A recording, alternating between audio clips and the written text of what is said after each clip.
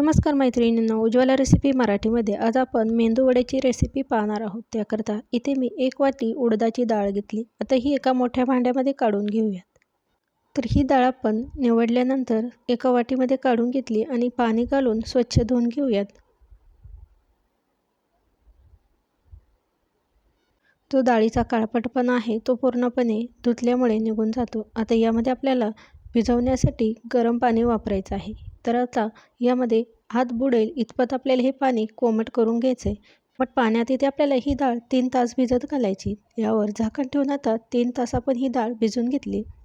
कोमट पाणी वापरल्यामुळे डाळ आपली पटकन भिजल्या जाते। तर अगदी 3 तासात ही डाळ परफेक्ट अशी भिजल्या गेली, अगदी सहज त्याचा तुकडा होतोय। कोमट पाणी वापरलं नाही तर आपल्याला इथे 5 तास ही डाळ भिजत घालायची। तर इथे मी कोमट पाणी वापरल्यामुळे अगदी 3 तासात ही डाळ आपली छान भिजली आणि यातले सर्व पाणी इथे आपल्याला काढून घ्यायचे। तर डाळ वाटताना यामध्ये आपल्याला पाणी वापरायचं नाही। अगदी डाळ आपण इथे भिजवल्यानंतर कोरडी करून घेतली। आता इथे मी मिक्सरचं भांडं घेतले, त्यामध्ये भिजवलेली डाळ वाटून घेणार आहोत। तर डाळ वाटण्यासाठी शक्यतो छोटे मिक्सरचे भांडे वापरायचे। आता यामध्ये वाटण्यासाठी काही जिन्नस घालणार आहोत। 1 हिरवी मिरची घ्यायची, 2 ते 3 ओले खोबऱ्याचे काप घेतले, थोडेसे जिरे आणि 2 कढीपत्त्याची पाने घेतलेत। आता हे सर्व घालून मिक्सरचे झाकण लावून आता हे मिक्सरला बारीक असे वाटण तयार करून घेऊयात। तर इथे आपली डाळ छान अशी बारीक वाटून झाली। तर इथे बघू शकता तुम्ही, छान अशी डाळ आपली इथे वाटल्या गेली। आता एका मोठ्या भांड्यामध्ये ती काढून घेऊयात। तर इथे आपली सर्व डाळ वाटून झाली आणि आपण इथे मोठ्या भांड्यामध्ये काढल्यानंतर ती छान अशी 5 मिनिटे आपल्याला ही डाळ फेटून घ्यायची।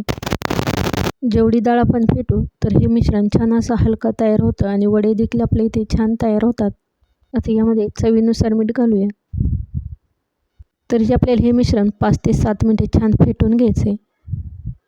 तर इथे तुम्ही बघू शकता मिश्रण छान असं आपलं हलकंसं तयार झालंय।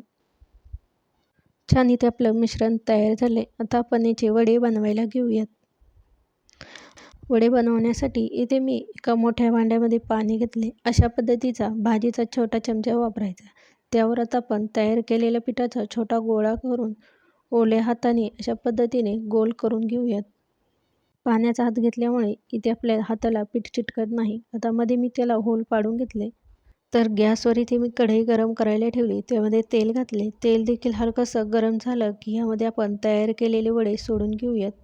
तर इथे आपलं तेल देखील खूप थंड नकोय, नाहीतर आपले वडे तेलकट होतात। त्याकरता मध्यम गरम केल्यानंतर गॅसची फ्लेम देखील इथे आपल्याला मध्यम करायची, म्हणजे वडा देखील आपला परफेक्ट असा तळल्या जाईल। चमच्याने देखील वडे बनवले। आता आपण झाऱ्यावर देखील वडे बनवून घेणार आहोत। तर इथे आपल्याला प्रत्येक वेळेस हात आणि जो चमचा वापरणार आहोत तो आपल्याला पाण्यात बुडवून घ्यायचा आहे। अशा पद्धतीने आपण हातानेच त्याला छान असा वड्याचा आकार देऊन घेऊयात। तयार केलेला वडा तेलात सोडून 5 मिनिटे आपण हे वडे छान सोनेरी रंग येईपर्यंत तळून घेऊयात। तर वडे तळताना इथे आपल्याला गॅसची फ्लेम मध्यम ठेवायची, म्हणजे वडा आतून देखील छान असा तळला जातो आणि वडे आपले तेल पित नाही। त्याकरता अगदी परफेक्ट असे वडे आपले तळण्यासाठी गॅसची फ्लेम मध्यम करायची आणि एकसारखं हलवत आता हे वडे आपण छान असे तळून घेऊयात।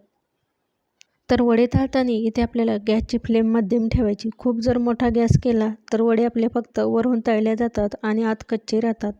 त्याकरता इथे आपण मध्यम गॅसवर हे वडे छान असे सोनेरी रंग येईपर्यंत तळून घेऊयात। वडे तळून झाले की एका डिशमध्ये काढून घेऊयात। तर अशा पद्धतीने इथे आपला खुसखुशीत असा मेंदू वडा तयार झाला आहे। त्यासोबत खाण्यासाठी इथे मी सांबार केले आणि हिरवी चटणी देखील केली। तयार केलेला वडा आता आपण बघूयात कसा झालाय। तर हे वडे अगदी गार झाले तर एकदम सॉफ्ट राहतात आणि चवीला देखील छान लागतात। तुम्ही इथे बघू शकता वड्याचा सहज असा तुकडा होतोय। आता आतून देखील आपण बघू शकता खूपच असं सॉफ्टी आणि जाळीदार असा वडा तयार झालाय। तर इथे आपण फक्त 3 तास डाळ भिजत घातली तरी देखील इथे वडे आपले छान जाळीदार आणि सॉफ्ट असे तयार झाले। फक्त डाळ भिजवताना ती कोमट पाण्यात भिजवत घाला, म्हणजे डाळ आपली परफेक्ट अशा भिजल्या जाते आणि ती वाटल्या देखील छान जाते। तर इथे आपले परफेक्ट असे वडे तयार झाले। आजची रेसिपी आवडली असेल तर रेसिपीला शेअर करा, लाईक करा व कमेंट करा। चॅनलवर नवीन असाल तर उज्ज्वला रेसिपी मराठी यूट्यूब चॅनलला सबस्क्राईब करा। रेसिपी बघितल्याबद्दल धन्यवाद।